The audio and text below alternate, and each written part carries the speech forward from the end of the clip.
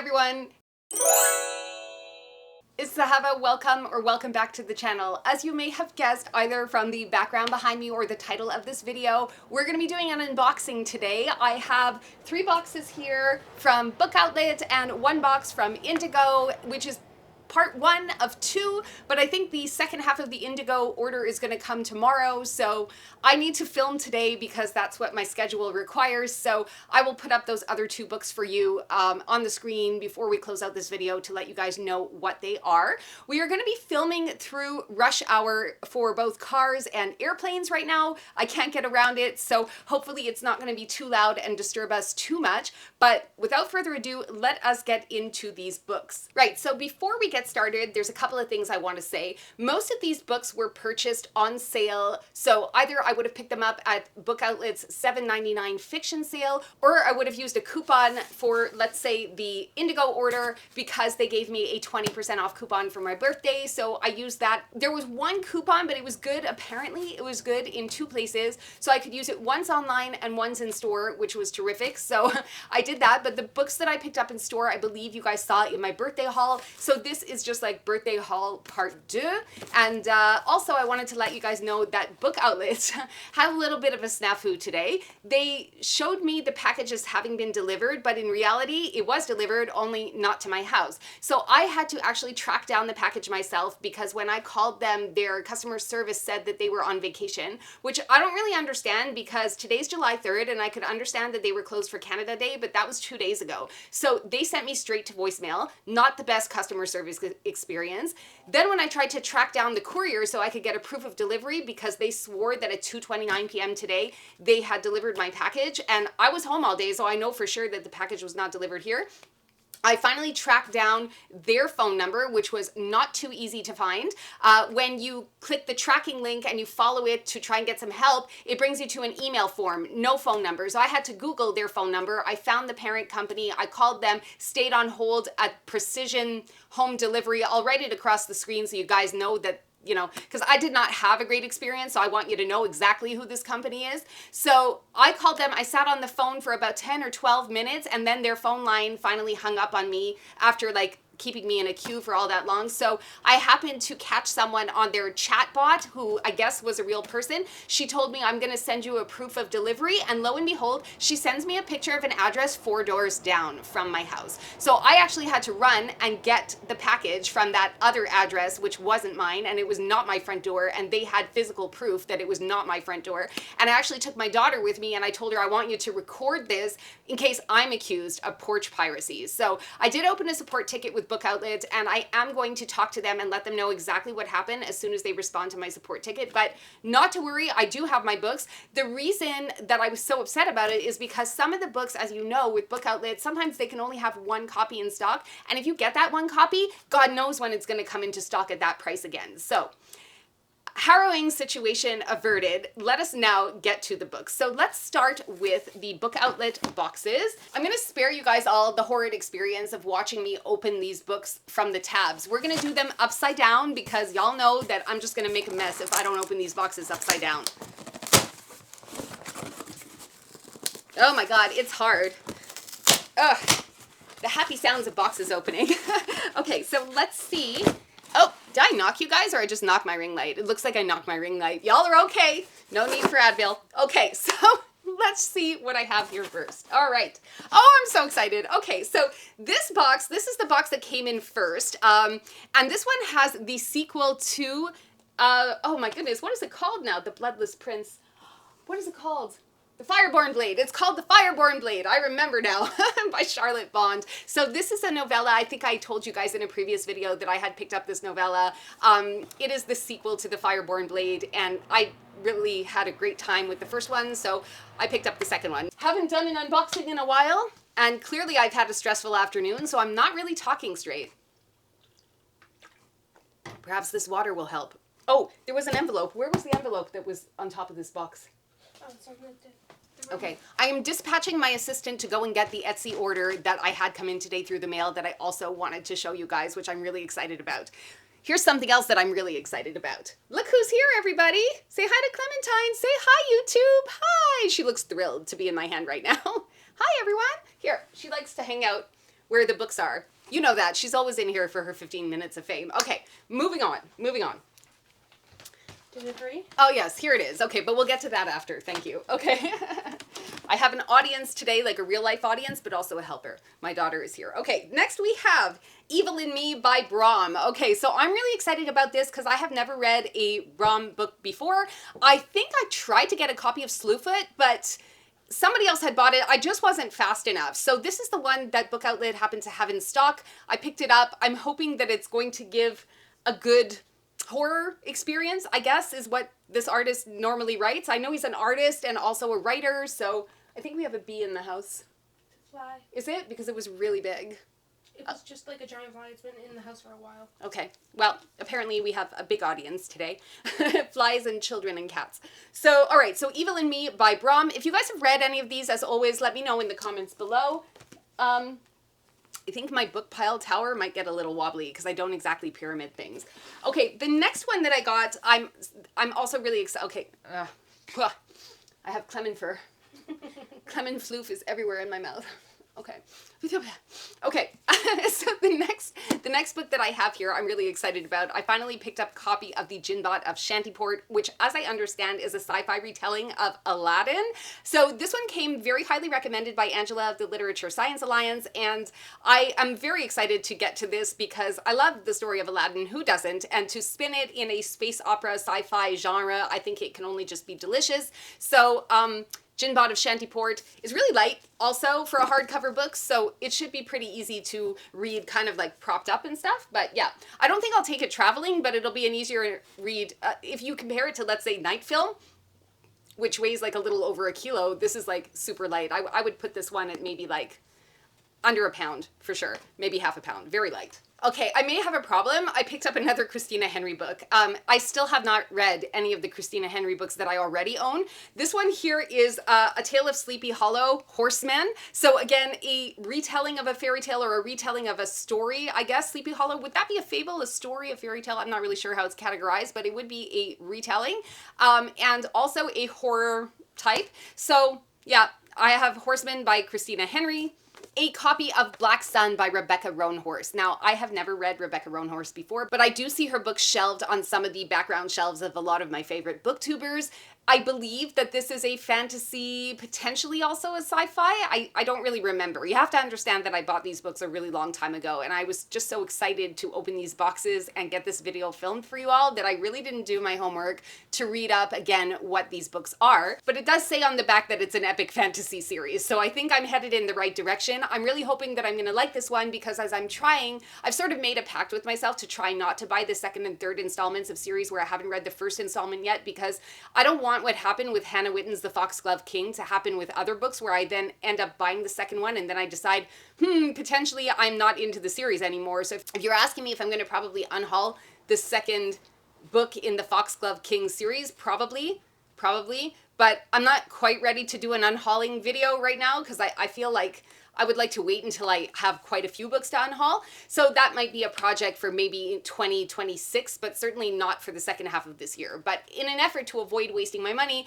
I do want to try reading the first of a series and then I'll decide if I'm going to stick with it or not. Okay, this one, In Our Stars, I have to admit was a cover buy. I just saw it, it looked cool, it looked like a sci-fi. It does say that it's a kickoff to a new series. Hopefully it'll be full of action and something that I can get into. As you know, I've discussed with you guys a bit, not in much detail before on this channel, that sci-fi is a genre that I tend to have a lot of trouble finding stuff that works for me. So I think that the best way to sort of tackle that problem is to read as much sci-fi as possible. And then if I do find some that I like, then I will either stick with that author or stick with that series, because it's not as easy for me to find sci-fi that I resonate with, and I'm hoping that this one won't be too techy. If it's more character and plot centered, then maybe it'll work for me. If you guys are familiar with this, let me know if you like it or not. I mean, it's got really good sort of citations on the back, one of which is by Brandon Sanderson saying an excellent blend of real science and space action.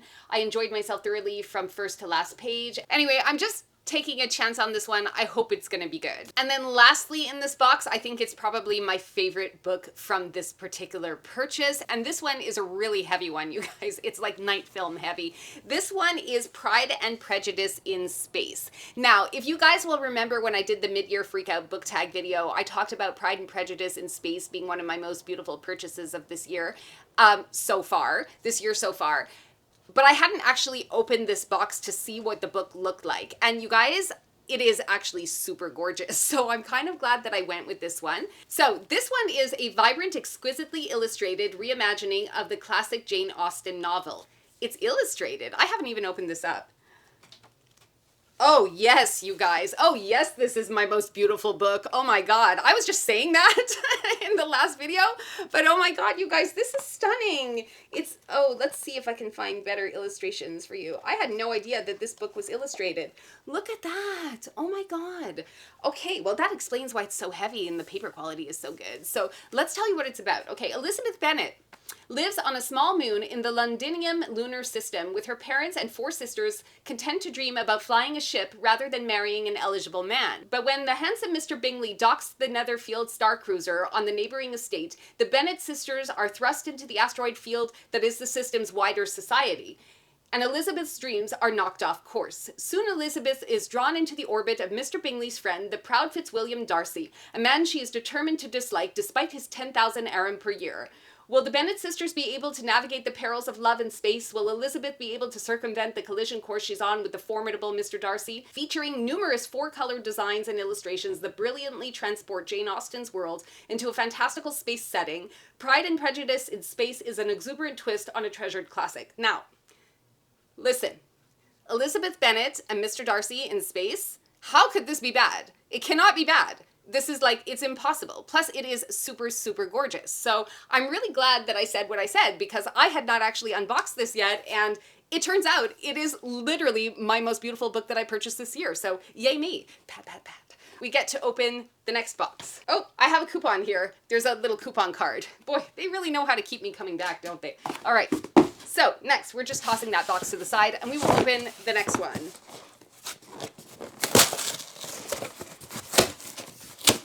I love the sound of opening boxes. Okay, this is the box that was delivered to the wrong address. All right. I have, I think, another first in the series. I don't know if it's a first in series or if it is a potentially also a standalone. I'm not really sure. But I'll show you what it is. This is Sons of Darkness by Gaurav Mohantani, who I think is an East Indian author, if I'm not mistaken. And this one too, really beautiful. This one has a dust jacket. The inside is just plain old black. On the inside flap, it does say that Sons of Darkness is this author's first novel. So if you guys are unfamiliar with it, I'll tell you what it's about. Bled dry by violent confrontations with the Magadhan. I should really read this before I record it so that I know what I'm saying.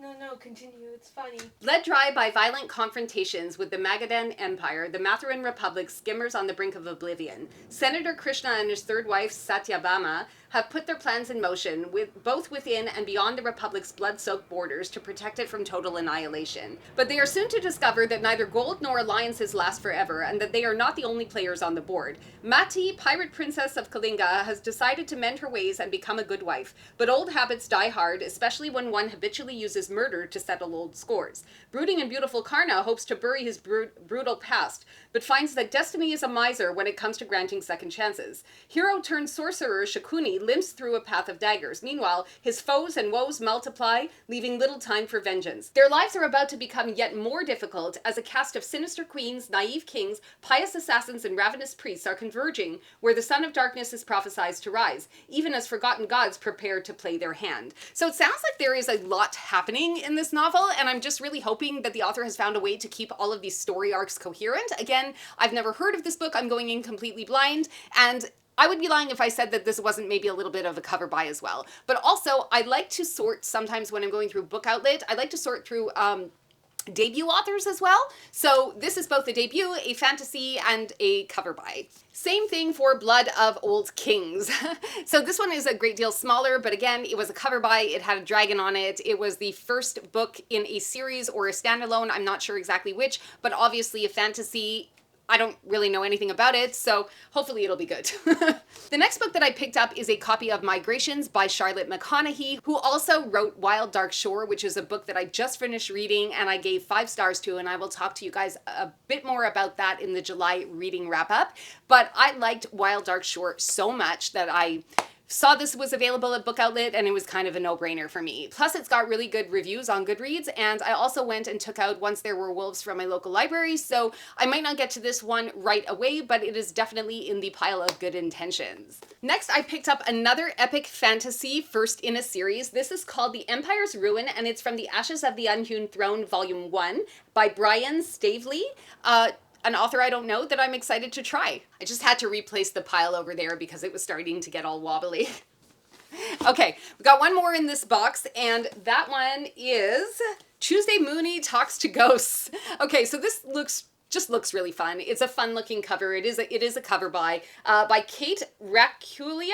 I don't know if I'm pronouncing that correctly. I'm really bad with authors' names, you guys. Tuesday Mooney is a loner she keeps to herself, begrudgingly socializes and spends much of her time watching old Twin Peaks and X-Files DVDs. But when Vincent Price, Boston's most eccentric billionaire, dies, leaving behind an epic treasure hunt through the city, it's kind of giving Ready Player One a little bit. With clues inspired by his hero Edgar Allan Poe, Tuesday's real-life adventure begins. Puzzle-loving Tuesday searches for clue after clue, joined by a ragtag crew, a wisecracking friend, an adoring teen neighbor, and a handsome, cagey young heir. The hunt tests their mettle, and with other teams from around the city also vying for the promised prize, a share of Price's immense wealth, they must move quickly. Price's clues can't be cracked with sharp wit alone. The searchers must summon the courage to face painful ghosts from their past, some more vivid than others, and discover their most guarded desires and dreams. A deliciously funny ode to imagination, overflowing with love letters to art, from the West Wing game to Madonna to the Knights of the Round Table, Tuesday Mooney Talks to Ghosts is the perfect read for thrill seekers, wanderers, word lovers, and anyone looking for an escape to the extraordinary. They may as well have just put my name directly on it, you know? So this is the thing. When I feel like a book is giving so much promise and it doesn't live up to what I feel I have been promised from the inside flap, I think that there's a risk I might be disappointed, but I'm going to leave that for future Zahava to worry about, and in the meantime, I'm just going to hope that it's as good as it sounds. All right, let's open the third Book Outlet box. All right, so I have been wanting to read author Valerie Valdez for quite some time, and Book Outlet did have a couple of her books available. They had the second and the third in the Chilling Effect series, but not the Chilling Effect itself. They did, however, have Where Peace is Lost, which is a standalone novel from the same author, so I thought that this would be a good way to test her out and see if this author is right for me. Plus, again, we on this channel are on a mission to help Zahava define which sci-fi works for her and which sci-fi doesn't, and I think that this will go a long way to helping me make that decision. I'm hoping that this will read a little bit like Yumi Kitassi's The Deep Sky.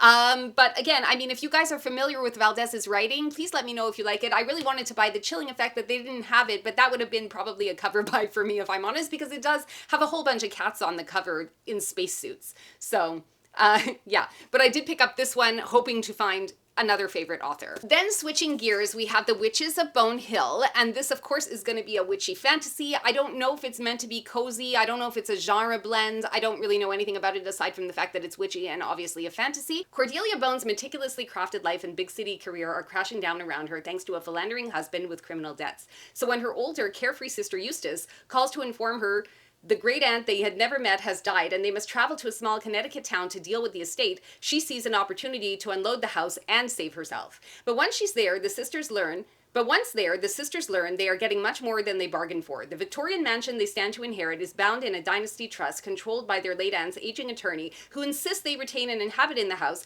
but keeps them in the dark about the peculiar rituals of their ancestors.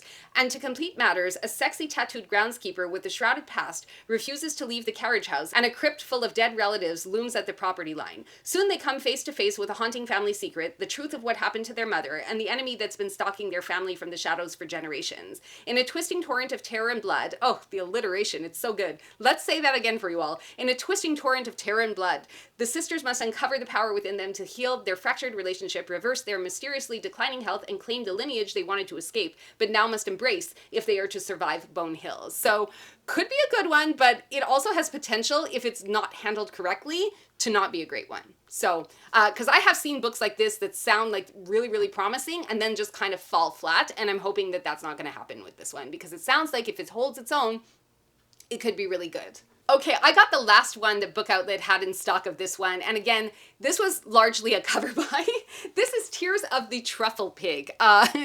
Clearly it was a cover buy for me. A parallel universe, South Texas, a third border wall might be erected between the United States and Mexico. Narcotics are legal, and there's a new contraband on the market, filtered animals, species brought back from extinction to amuse the very wealthy. Esteban Belacosa has lived in the border town of MacArthur long enough to know deep quiet and avoid the dangerous syndicates that make their money through trafficking. But his simple life gets complicated after a swashbuckling journalist invites him to an underground dinner at which filtered animals are served. Belacosa soon finds himself in the middle of an increasingly perilous and surreal journey, in the course of which he encounters legends of the long-disappeared Ariana Indian tribes and their object of worship, the mysterious truffle pig, said to possess strange powers. Written with infectious verve, bold imagination, and oddball humor, Fernando A. Flores' Tears of the Truffle Pig is an absurdist take on life along the border, an ode to the myths of Mexican culture, and an introduction into a staggeringly smart new voice in American fiction. So, this is out of my bailiwick. I don't generally pick up books of this nature because it's kind of got this fantastical feel about it, but it could also be a lit fic.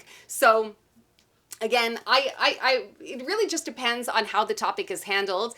I'm always a little reticent about humor in books, but I don't want to say that I will never read a book that touts itself as being funny, because that would just be a detriment to myself. So I did buy this largely because of the cover, and I'm just, you know, like everything else, we hope that they're good, right? We spend money on these books hoping that they're going to be good. The idea is never to DNF it, so... Anyway, Tears of the Truffle Pig. Okay, this one here is a fantasy fiction as well. It is Michael Livingston's Seaborn, Sea versus Sky, Magic versus Machine, Clan versus Clan. So it's giving pirate ships and like steampunk a little. I have never heard of this book. It looks like could potentially be YA, although I did pick it, you know, I did do a little bit of research before I picked this one up, and I always make sure to check the tags in case something is labeled as YA. That will sometimes make me think twice before I will go ahead and buy it. But this one was not actually tagged as YA, even though as I see it and I look inside, it kind of looks that way. But anyway, the Seaborn have plied the seas of the Fair Isles for centuries, made up of 7 matriarchal houses. Their lives are spent trading amongst the islands and fending off attacks by the fearsome bone pirate. Can you see that I spent a little too much time in live ship? A little too much. But suddenly, out of the night sky, a common enemy appears, the Windborn, who come without warning to raid, burn, and kill. Hoping to turn the tide, Shay, the bone pirate's first mate, enacts a daring plan to fight her way aboard a Windborn vessel. The raid yields a prize, the airship's captain, who is, to Shay's shock, a man. Together with a reluctant heroine, Bella, they learn the truth of their shared history. The Windborn and the Seaborn come from the same people, split apart by blood magic, when a race of immortal mechanical men betrayed their human makers. Is this giving Moana, like a little bit? Now these unlikely allies must make a desperate journey to confront the secrets of the past and stop the dark magic at its source. Because I feel like it's giving Moana. Is it giving Moana a little bit? Like they were originally traveling people and they settled? Something like that? I'm just consulting with the expert here. Yeah, I think so. So anyway, sounds like it could be good. I like a seafaring tale. I still haven't read The Adventures of Amina al-Sarafi, but I will get to that. I will get to that. I have it. It's been sitting on my shelf for 6 months. That's none of your business. We have The Capital of Dreams. Okay, this one too, a cover buy. I'm looking at the Victorian Girl. It's giving a little bit of Pride and Prejudice in space. And this one here is considered a lit fic. Sophia Bottom lives in Elysia, a small country forgotten by Europe, but inside its borders, the old myths of trees that come alive and fairies who live among their roots have given way to an explosion of the arts and the consolations of philosophy. From the clarinetists to the cabaret singers, no artist is as revered as Sophia's brilliant mother, the writer Clara Bottom. How can 14-year-old Sophia, with her tin ear and enduring love of ancient myths, ever hope to win her mother's love? When the country's greatest enemy invades and the capital is under threat, Clara turns to her daughter to smuggle her new manuscript to safety on the last train evacuating children from the city.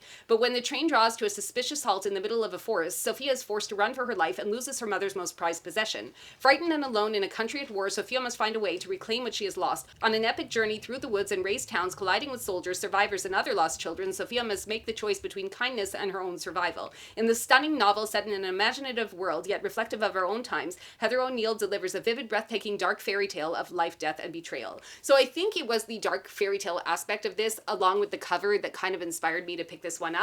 But again, as with most of these books, if not all of these books, I am going in blind. I believe I have Fina to blame for this next purchase because it is a Scandinavian writer. This is Ragnar Johansson, Death at the Sanatorium. So I hear Fina of Fina Reads talking a lot about how she really, really likes Scandinavian writers, the vibe, the dark, gritty vibe. You're right, Fina, if you're watching this, they do give kind of a chilly vibe to their novels, especially like Girl with the Dragon Tattoo comes to mind. So yeah, and also I read Joe Nesbo recently, and I felt that, you know, I maybe had a little bit of problems with the translation of that one, but I was definitely getting that stark, cold, chilly vibe. So because mystery thriller is sort of an underread genre for me, I decided to go with Fina's recommendation and pick this one up just out of the blue. And then the last book I have in this box to show you is going to be another first in a fantasy series, and this is Kagan the Damned by Jonathan Mayberry. So I think I'm pronouncing that right, Mayberry. That's what I think it should be. So there are actually 4 books in this series. There's book 1, which I have right here. There's 1.5, and there's 2, and there's 3, and they are all published. So book number 3 was published in August of 2024. So if I do like this series, I should be able to pick up the remaining volumes without a sweat. I won't have any waiting to do. And again, it's an author that I've never heard of, and I've never heard anyone on BookTube talking about either. So if you guys know anything about this author, let me know in the comments. Now, next, before we do the Indigo unboxing, I think I have 2 or 3 books in this one to show you. You can hear my husband creeping around. He's like terrified to walk around the house. You can walk around the house. What's that? Your stuff you left outside. Is it wet? No, it's hot. Okay. I left a book outside apparently, and And a Eric water was bottle. just, and a water bottle, and Eric's just bringing it in. Real life is happening around this filming, you guys. He's like trying to be so quiet, but it's not working. So before I show you what's in this last box, I want to show you this, what I got from Etsy, which I think will really excite a lot of you. So this is from a company called Papeterie Oiseau, and they are a Montreal-based stationery company, I guess. I found them on Etsy because I was looking for stickers to add to my reading journal. And I just want to show you the fantastic stickers that I picked up. So, she had a bunch of stickers already available on her site, and I actually contacted her and asked her to make some special ones that would appeal to me and my needs for reading journals. But I want to show you some of the ones that she originally had. So these are some ratings stickers. Like, I don't know if that's going to come into focus for you guys because I think that, you know, the camera wants to find my face, but oh my God, that's really bad. Okay, hopefully you guys can see it if I hold it like this. So these are stars, and I fill them in either in whole or in part, and I ordered 10 sheets of these. So they're little tiny stars, and they're kiss cut, which is so cute, which means when you peel, it's not just like a rectangle. They have the little star shapes like this when you take them out. So I'm going to be able to use those in my reading journal. Next, I have some chili peppers. You guys can imagine what that is for. I don't read a lot of spice books, so I only got 1 sheet of these, but just in case the book does have some spice and I want to make a note of it, it's just going to make my reading journal a lot cleaner. Cleaner is the word I'm looking for. Okay. Then I have these, I got 1, 2, 3 or 4 of these little earphone stickers. So this way I could keep track of when I'm listening to an audiobook. These ones here are e-reader icons. So if I do eventually use an e-reader, I will be able to remember if I got a digital version of the book. And then I got a whole bunch of emoji stickers with different expressions. If I'm feeling happy about a book, sad about a book, angry about a book, or sometimes even meh, or if a book kind of makes me sick and I want to like vomit, if it's kind of vomit inducing for me. Yeah, or like I could kind of just remember how I feel because I'm not likely to draw these things in my reading journal, but these are so small, you guys. Like, I want to say they're about 1/4 of an inch round, you know, so they're really small, so I can use like a lot of them. Then I had her create some new ones just for me, which she did, and thank God. I asked her to create some DNF stickers. So she has them available in a whole bunch of different colors. I think I bought 2 colors of these DNF stickers. I bought some in red, and they come, of course, in this like gradient pattern, and I bought some in yellow. So I think that I was going to use the yellow ones for when I had a soft DNF and the red ones for when I was really committed. This one I think is just a complimentary sticker. I didn't ask for that. So. And okay, and then I got some genre stickers made. Okay, so there's one for romance, one for comedy. I hope they're coming into focus for you guys. I got quite a few, like 2 or 3 of them, because you can order them all individually. So I got 3 of them that are queer. I don't know if it's coming into focus. There you go. That's focusing. So I got 3 of them that say queer, so I can keep track of like my queer reads and stuff. One I picked up nonfiction, and I have some that say thriller. Now, I had asked her to create some for books that I bought. Now, I can't remember why I asked for these ones. I think it was probably because I wanted to keep tracks of books that I purchased. So these ones will show me that I spent money on books, basically, as opposed to having taken them out from the library. I do also have a couple that are library icons, so I can remember when I've read a book that I took out from the library. And then I have some that say fantasy, and I have quite a few of those, like 5 or 6 of those. Some that say horror, some that say sci-fi. I'm not going to show you everything because it'll take forever, but yeah. And some for detective, because sometimes you have a thriller and it's like not a detective. So I just wanted to show you guys that. So again, if you guys want to check out this store, it's Papeterie Oiseau, and she's based in Montreal, and I can leave a link to her store in the description if you guys want to go check her out. Very reasonable pricing. I think those sheets are like $1 each, $1 Canadian, so you really can't go wrong. And I paid for all of that. Like, that was a $50 order. So, so I don't, I'm not sponsored by her or anything like that. So I just wanted to share that because, you know, it is a woman-owned small business, and you know that that's my jam. Yes. Okay. So let's get into the last box of books, which is the box from Indigo. And I have 3 books in here, I think. Yeah, I have 3 books in this box. So, all right, I forgot what I bought, but now I remember. Okay. I went a little T. Kingfisher wild. And I bought like 5 T. Kingfisher books with my coupons. So the first one here I have is The Seventh Bride. The second one I have is The Twisted Ones, which I'm not exactly sure why I bought, because I'm pretty sure that I have this for free on Audible. So I don't know why I did that, because it came free with my Prime membership and I downloaded it. So now I guess I have a physical copy as well as the downloaded one. So I went a little hog wild for T. Kingfisher.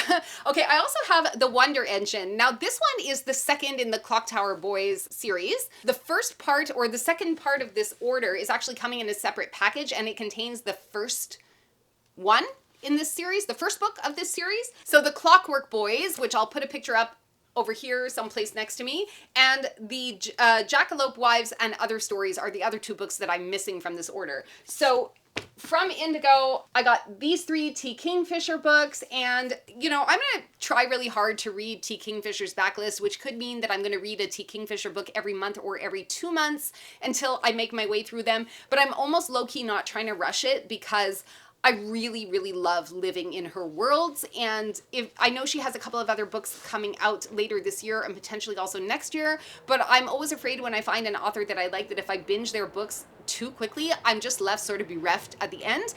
Carrie Shearer, if you are watching this, I believe you know what I mean. So anyhow, thank you guys so much for coming to hang out with me today while we did this massive book unboxing. I kind of warned you a little bit before that it was going to be a big one, so I'm pretty sure that I delivered. I hope you guys had a lot of fun and maybe discovered some new books that you might like to put on your TBRs. Let me know what you think of all of the books that I've hauled, and don't you worry, I'm probably not going to do a book haul for a very long time after this. Like, I'm going to try and at least wait until somewhere probably closer to Christmas, because I really need to start like pulling on the reins, you know, pulling back the reins on this a little bit. But yeah, thanks again so much. Let me know what you think, and I love you all so much. Please remember to like and subscribe, and I will see you again in the next video. Ciao for now.